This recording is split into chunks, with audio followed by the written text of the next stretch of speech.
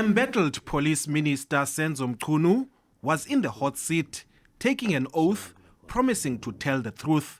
Mchunu is accused by KZN Police Commissioner, Lieutenant General Nhlanhla Mkhwanazi, of disbanding the task team to allegedly protect politically connected attempted murder accused Vusimuzi Ket Matlala. Mchunu was quizzed whether did he have the authority to issue a directive to disband the task team on December 31 last year. The task team is put into full operation. Now, who has the control and management of the task team? Is it the Interministerial Committee or is it the National Commissioner? Because this task team is now going to report to Mkhwanazi and Kumalo and ultimately the National Commissioner. The people who implement are not necessarily the politicians, but they establish, they direct, they give directives to say this is how it should happen.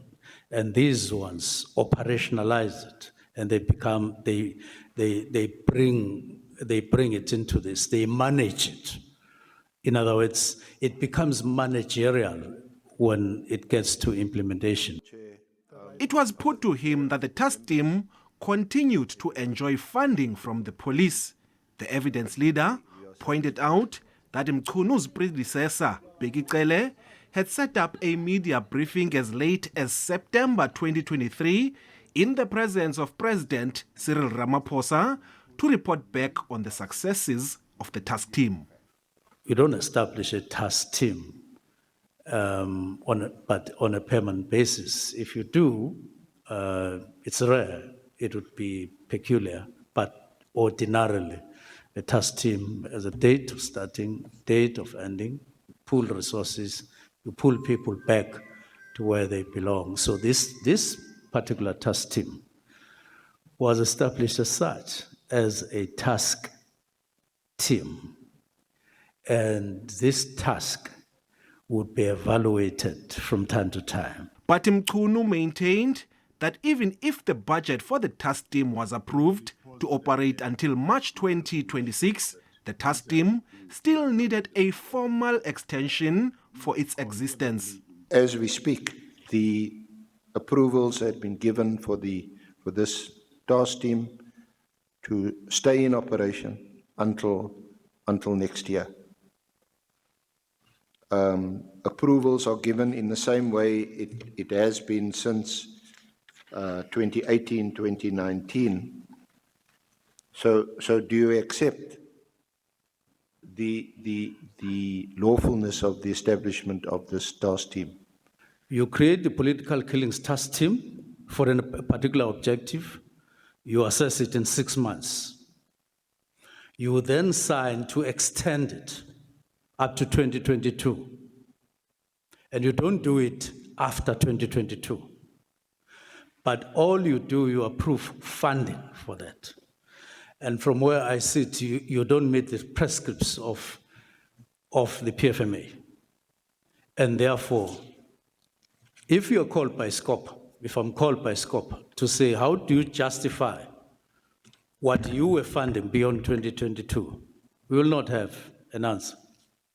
Because what the motivations that you were getting, they were motivations for money. They were not motivations based on proper assessment for the need to, because if you did the need for further existence, you would have found that the structure has since been reviewed in the form of specialized units, which was not there when the task team was established in 2018. That's my argument. The Ad Hoc Committee continues. Ulelani Philip, SABC News, Parliament. Police Minister Senzo Mchunu says some members of the KZN Political Killings Task Team had confided in him about the way in which the unit was directed. Mchunu, who's on his first day before Parliament's Ad Hoc Committee, says the members also complained to his 2 deputies about human resource matters within the Political Killings Task Team, as well as allegations of defeating the ends of justice. He says such concerns had the potential to damage the police service's reputation, adding that the concerns led him to writing a letter to disestablish the PKTT on the 31st of December last year.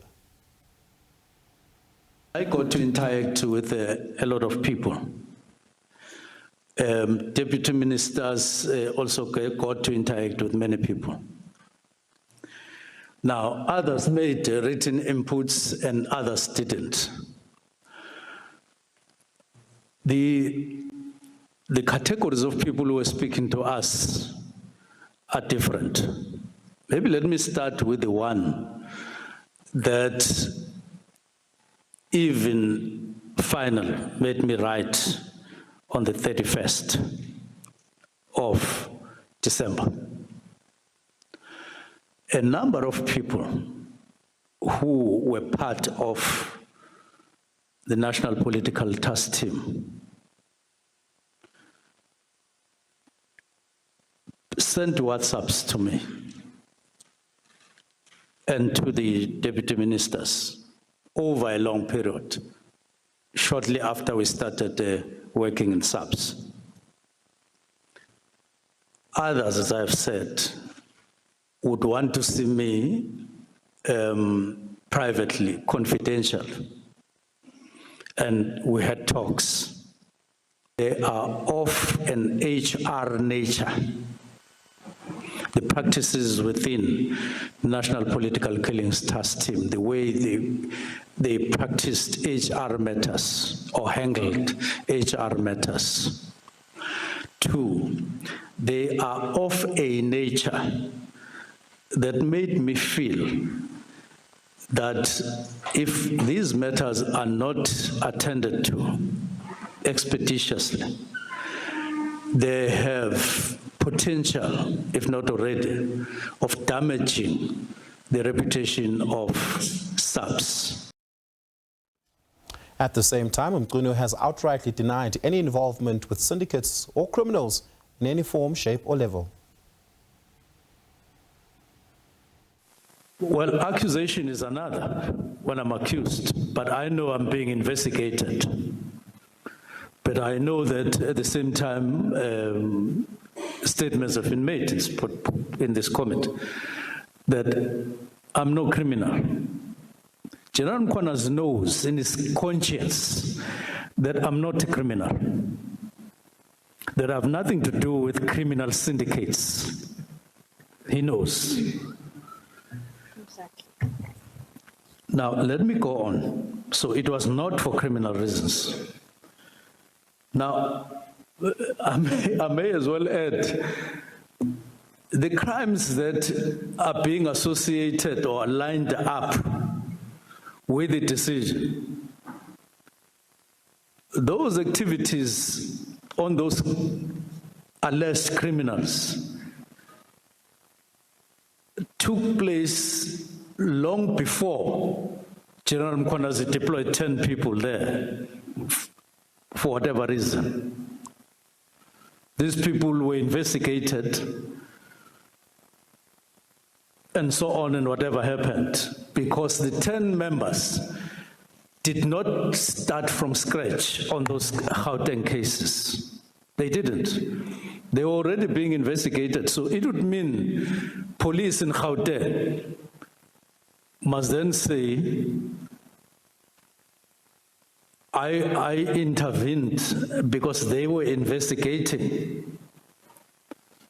How so?